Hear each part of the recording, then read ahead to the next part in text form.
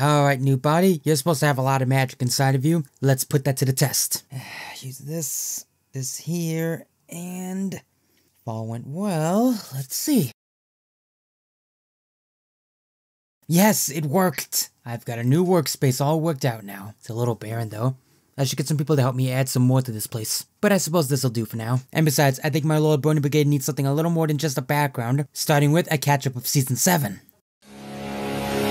What is this weird show? It's like the only thing you know. You talk about it every day. You know this is child's play. Your perfect head is blurred till... Greetings, Bronies and Pegs, this is the Watchful Pony, and welcome to a new year of Watchful Watchings. So, while I've been busy trying to combat my evil side, there's been a lot of crap going on, starting with Season 8 is already here. So yes, I await your slowpokes dressed as me because I admit it, I've been pretty slow. But I don't want to let you guys down, so I'm going to catch up with Season 8 as fast as I can. So, we're going to go ahead and breeze through the rest of the Season 7 episodes in a lightning round. I'm going to give you my positives, my negatives, my final thoughts, and my final rating. And when I say rapid fire, these are going to be rapid fire, so unfortunately no deep analysis of certain themes and such. Maybe someday I'll return to them and give them the nice lapping they deserve, but for now, these are just going to be quick reviews. Starting with Triple Threat. This is the first spec episode we've had in a long time, so does it make up for the absence? Well, first the good. It is of course an absolute treat to see Tsunade Dragon out of her dragon realm. And Thorax was also a nice treat as well. It was also fun to see Twilight and Starlight work off Ember and Thorax. And speaking of working off, the character interaction was something I actually rather enjoyed. But by far the thing that held the episode together for me was the comedy. I laughed thoroughly throughout the whole episode and I'm glad I did.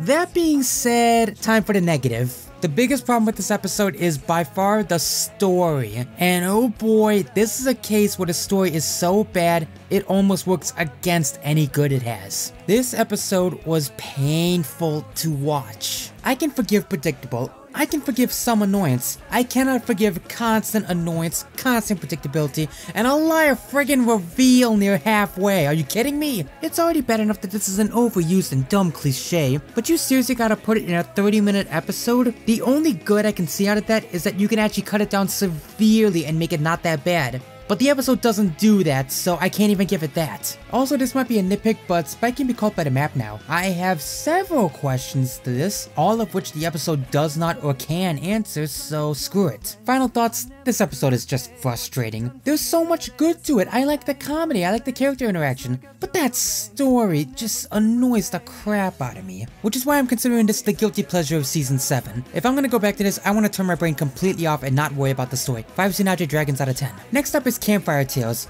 A nice fun anthology episode of all things. I love anthology episodes. Can this episode do justice to it?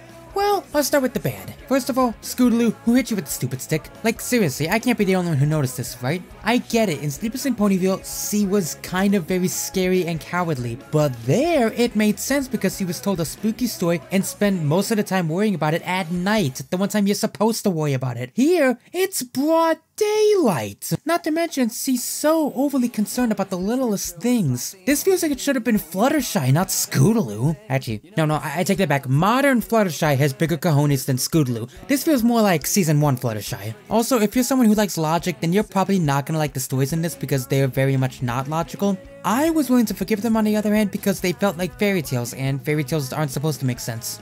Speaking of which, on to the positive. I love this episode. I love pretty much everything about this. I love the new characters they introduced in these stories. I love that these could have actually passed off as actual fairy tales we would tell in our world. Not to mention, you know I'm a sucker for multiple morals, and this one gives you 3 for the price of 1. Not to mention, just awesome to see more cultures get diversified in the MLP universe. Nordic, Roman, Japanese, or Chinese, they're all represented in these stories. Hell, even the wraparound, which is usually the weakest part of any anthology, was spot on here. Final thoughts, I love this episode. It was creative, it was fun, it was energized, I loved everything about it. Yes, Scootaloo was a little annoying, but I can look past that. 9 campfires out of 10. Next up is the Change the Changeling, the continuation of a throwaway line in Triple Threat, believe it or not. But is it much more interesting than a throwaway line? Well, first the good. I thought Pharynx was a really interesting character presenting a nice moral dilemma between the new ways versus the old ways. I like that Thorax was given a lot more development in this episode, and I love all the different development for the Changeling Empire, showing how much they've grown and all they've developed. Not to mention, it's just fun to see another Starlight episode. This woman gets no love in Brony, and I think that's sad because she definitely deserves a lot more. But by far what I love the most is the ending moral. showing a great compromise that you can hold on to the old ways but have them benefit people instead of just being a stubborn stump on a log, and refusing to compromise in any way, shape, and form. And I think in this day and age where there are so many people that are still holding on to the old ways of life, I think it's a moral we all need nowadays. On a side note, what is it about changelings having great relevant morals? As for the bad, Trixie.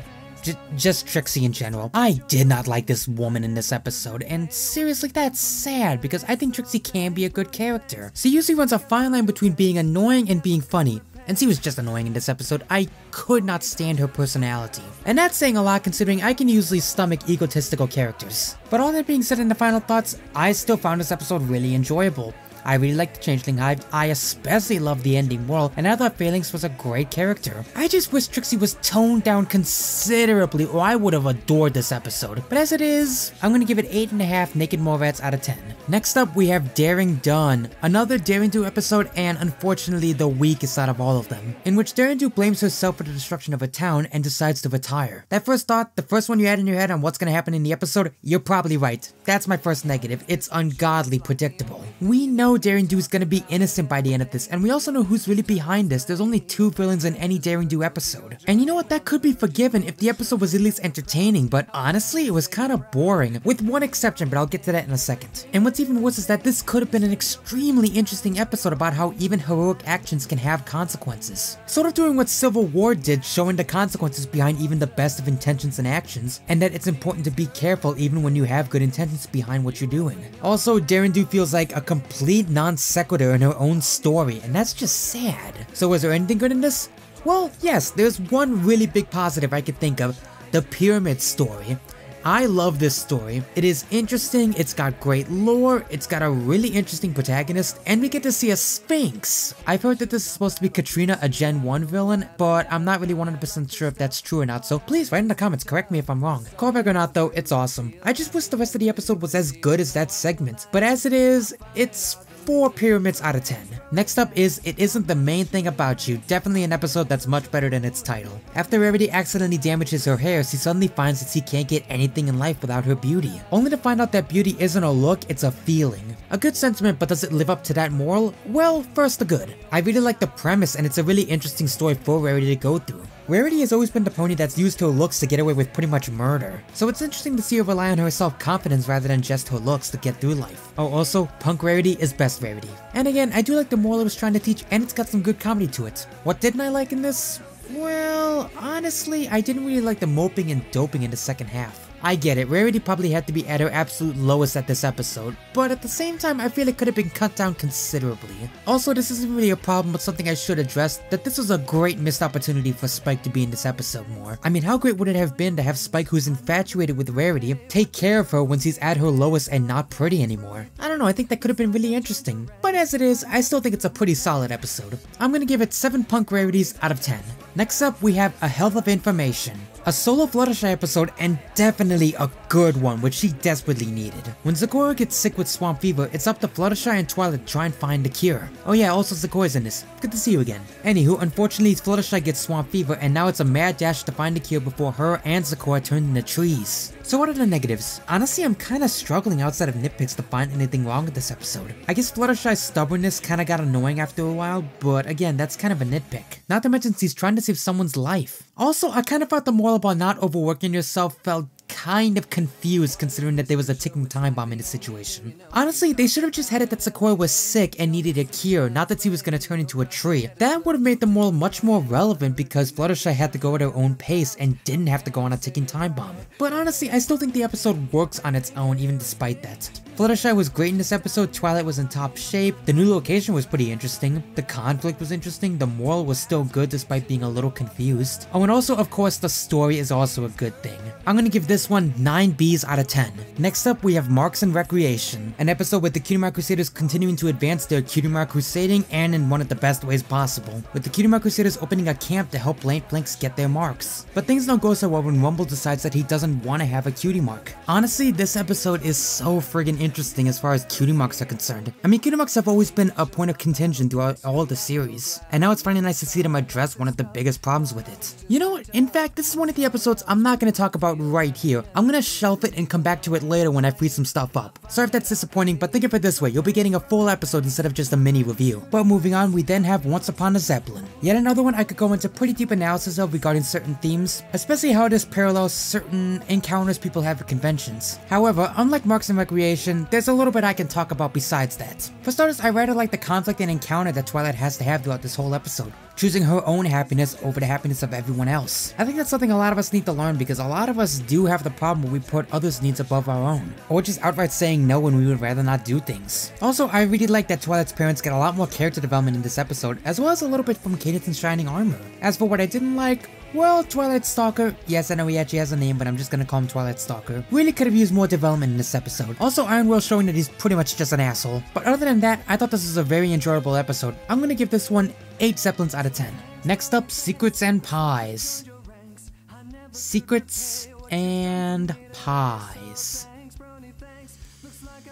I'm sorry guys, but I'm gonna have to shelf this one too. I'm sorry, but I can't do this episode justice. At least not alone anyway. I'm gonna put a pin in this and come back to it later. I don't know when, but rest assured you're all gonna find out when.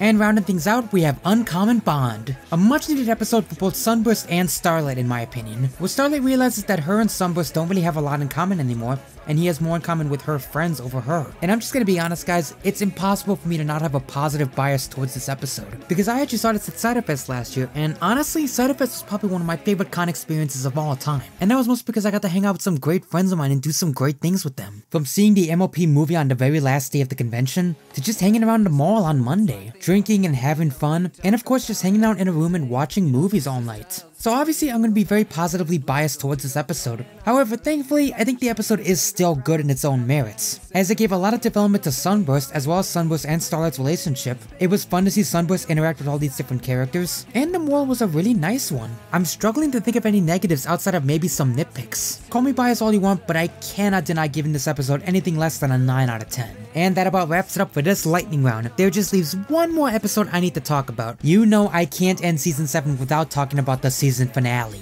So next time guys, we're gonna be talking about Shadow Play. Oh, things are gonna get good. But until next time guys, I'm the Watchful Pony, and this is Why Brony. I'll see you guys next time. Thank you all so much for watching this episode. I know it's a little different from my usual Watchful Watchings format, but like I said, I had a lot of episodes to get through for season 7. But next time we're gonna be talking about Shadow Play, so make sure you hit that subscribe button and the little bell icon so you know when it comes out, and so you can stay up to date on all my uploads as well as anything I release between episode reviews. And of course, if you want to keep up with any review news as well as see me just muck around and talk about any current movies in theaters, then be sure to follow me on Twitter at @TheWatchfulPony. Although of course, if you're feeling a little generous and you want to financially support the show, I do have a Patreon. Even so much as $1 a month can get you early access to my reviews as well as a personal thank you. Speaking of, even though they won't get the rewards for at least one more month, I do want to give a special shout out to Jade aka the Blue RDM for not only being my very first executive producer for the show, but also being my very first Patreoner. So if you want to join Jade and help support the show, be sure to follow the links down below. Thank you so much for watching to the end of this video, and I'll catch you guys later.